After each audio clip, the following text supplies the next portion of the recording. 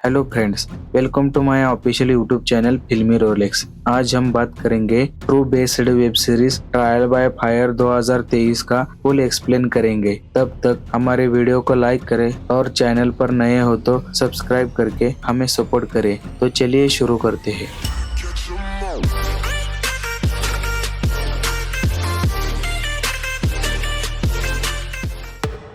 Episode की शुरुआत में केस को अब तक 9 साल हुए थे। नए जज के साथ वकील भी बदल गए थे। हेयरिंग में गोपाल अंसल के चेक पर विवाद हो रहा था। डिफेंस एडवोकेट कह रहे थे कि उपहार सिनेमा के डायरेक्टर ऑफ बोर्ड के सीट से गोपाल अंसल ने 1989 में इस्तीफा दिया था। इस्तीफा देने के बाद भी बोर्ड ऑफ डायरेक्टर के सिग्नेचर करके गोपाल अंसल फंस गए थे। साथ ही साथ ये भी पता चला कि गोपाल अंसल ने हादसे के 3 दिन बाद अपने सीट से इस्तीफा दिया था ताकि इस हादसे में उनका नाम ना आए। अब वही इस्तीफे वाली तारीख का एविडेंस वकील के साथ नीलम ढूंढने लगती है। कुछ घंटे बाद वो एविडेंस मिल जाता है, लेकिन वही एविडेंस सीबीआई के वकील के पास से गायब था। मतलब किसी ने सबूत मिटा दिए थे। यही सारी बातें नीलम एडवोकेट को बताती है, लेकिन वो एविडेंस के रूप में कोर्ट में पेश नहीं किया जा सकता था। उधर शेखर भी 9 साल पहले के उपहार थिएटर की मैप निकालता है। मैप के अनुसार जहाँ से थिएटर में एंटर करते हैं वहाँ पर 20 सीट नए लगाए थे। उसी के वजह से ऊपर का एग्जिट ब्लॉक था। उसके अलावा वीआईपी बॉक्स की वजह से लेफ्ट एग्जिट भी ब्लॉक था, लेकिन वो सारे एविडेंस पुख्ता नहीं थे। आखिरी में यूनियन के वकील नीलम को सलाह देते हैं कि ये केस और कितने साल तक चलेगा पता नहीं, लेकिन पब्लिक सेफ्टी के चार्जेस में जल्द से जल्द अंसल ब्रदर्स को जेल भेज सकते हैं। यही सारी बातें नीलम यूनियन के लोगों के साथ करती है, लेकिन यूनियन के लोग कितने भी साल तक केस को लड़ने का फैसला करते हैं। इस एपिसोड में बस इतना ही। अब देखते हैं छठा एपिसोड।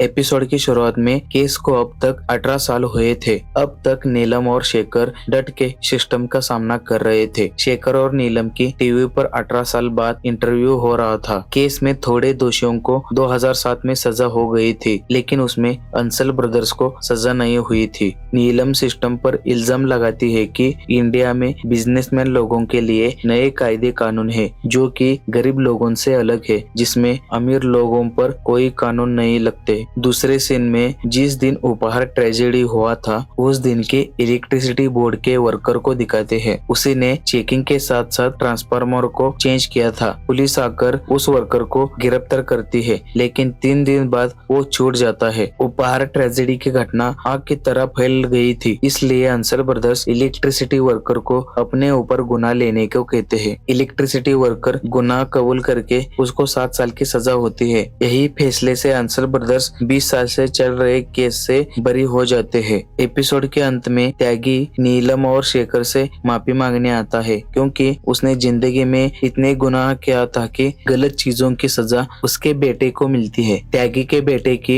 एक्सीडेंट में मौत हो गई थी। उसका कहना था कि सारे लोगों की मेरे फैमिली को हाय लग गई है। इस एपिसोड में बस इतना ही। अब देखते हैं लास्ट 7वां एपिसोड। एपिसोड की शुरुआत में 20 साल से चल रहे केस से अंसल ब्रदर्स बरी होने के बाद नीलम कोर्ट और कोर्ट के फैसले पर एलिगेशन लगाती है। इस आखिरी एपिसोड में कैसे उपहार ट्रेजेडी हो गई है ये दिखाते हैं। ट्रेजेडी के दिन उज्जवल और उन्नति रेडी होकर थिएटर जाते हैं। छोटे बच्चे, जूनियर और सीनियर सिटीजन के लोग फिल्म देखने लगभग 1000 लोग थिएटर में आ गए थे। वीआईपी गेस्ट को वीआईपी बॉक्स में बिठा देते हैं। कुछ टिकट ब्लैक से बेचकर थिएटर में लोगों को आने देते हैं। मैनेजर की डांट से वर्कर्स सारे एग्जिट को लॉक कर देते हैं। थोड़ी देर बाद ट्रांसफार्मर में शॉर्ट सर्किट होने के कारण आग लग जाती है। पहले आग पार्किंग इलाके की गाड़ियों में लगकर बढ़ जाती है। उसका धुआं सारे हॉल में फैल जाता है। लोगों का दम घुटने की वजह से अफरा तफरी मच जाती है। इतना ज्यादा धुआं हो गया था कि सारे लोगों के दिमाग ब्लॉक हो गए थे और उनको कुछ समझ नहीं आ रहा था। कुछ लोग खिड़की से कूदकर मर जाते हैं तो कुछ लोग कूदकर अपनी जान बचाते हैं। छोटे बच्चे, आदमी, औरत और बूढ़े लोगों के लाशों को बाहर लाकर अस्पताल ले जा रहे थे। उधर उपहार का मैनेजर अरोरा लोगों की परवाह न करते हुए कैश की बैग लेकर वहां से भाग जाता है।